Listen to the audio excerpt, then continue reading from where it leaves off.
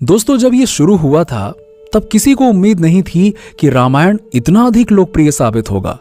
और जब दूरदर्शन पर इसका पुनः प्रसारण हुआ तो फिर इसने नए रिकॉर्ड्स कायम किए। दोस्तों, जब भी हम रामायण देखते हैं तो इसमें दिखाए गए महल, वन, नदी, दरबार, ये सब देखकर ऐसा लगता है कि वाकई में असल में भी सब कुछ ऐसा का ऐसा ही रहा होगा। रामानंद सागर ने इस तरह रामायण के दृश्यों को इतनी खूबसूरती के साथ फिल्माया कि हमें यह बिल्कुल भी एहसास नहीं होता है कि दरअसल जहां रामायण की शूटिंग हुई थी वो केवल एक सेट था जो रामायण के लिए तैयार किया गया था। दरअसल आज से कई साल पहले जिस रामायण को रामानंद सागर ने बनाया था उसका जादू आज भी बरकरार है। रामायण को फिल्माने के लिए एक ऐसी जगह की जरूरत थी जहां वन, नदी, खाली मैदान, पहाड़ और समुद्र तट एक साथ हों, ताकि अलग अलग दृश्यों को फिल्माने के लिए ज्यादा दिक्कत ना हो। बहुत सी जगह तलाशने के बाद आखिरकार एक ऐसी जगह मिली जहां इस पवित्र कथा को फिल्माया जाए, और वो थी गुजरात का एक छोटा सा शहर उमरगांव। यह शहर रामायण के लिए एक पर्याप्त स्थान था। यह शहर की आबादी भी इतनी घनी नहीं थी कि जिस वजह से यहां काम करना मुनासिब ना हो। हालांकि इसके अलावा रामायण की ज्यादातर शूटिंग रामानंद सागर के बंगले सागर विला में हुई थी। कुछ सीन आउटडोर हैं। जब शूटिंग बाहर होती तो वहां के थिएटर आर्टिस्ट और अन्य कलाकारों की मदद ली जाती थी। और तो और आपको जानकर हैरानी होगी कि रामायण की शूटिंग के दौरान कई बार जूनियर कलाकारों की जरूरत पड़ती थी।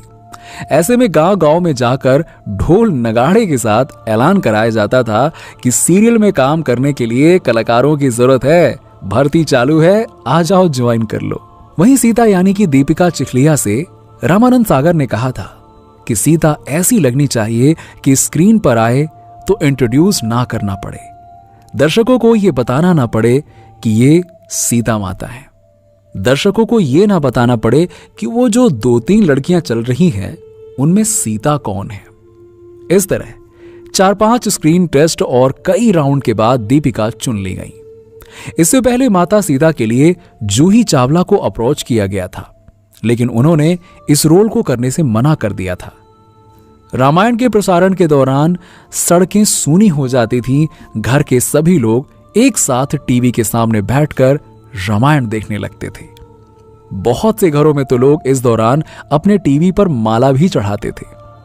श्री राम का किरदार निभाने वाले अरुण गोविल और माता सीता का अभिनय करने वाली दीपिका के अनुसार लोग उन्हें भगवान राम और माता सीता के रूप में ही देखते थे, और जब भी वो किसी सार्वजनिक कार्यक्रम में जाते थे तो लोग सबसे पहले उनके पैर छूने लगते थे।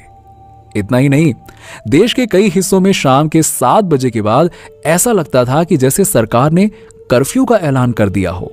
जी हां, लोग अपने घरों या फिर पड़ोसियों के घरों में घुस जाते थे, टीवी के सामने बैठ जाते थे।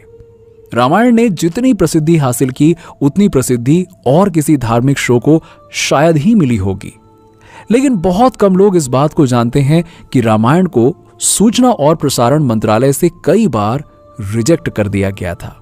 इसके चक्कर में रामानंद सागर ने कितनी बार सरकारी दफ्तरों के चक्कर लगाए थे और तब जाकर रामायण को प्रसारित करने की इजाजत मिली थी।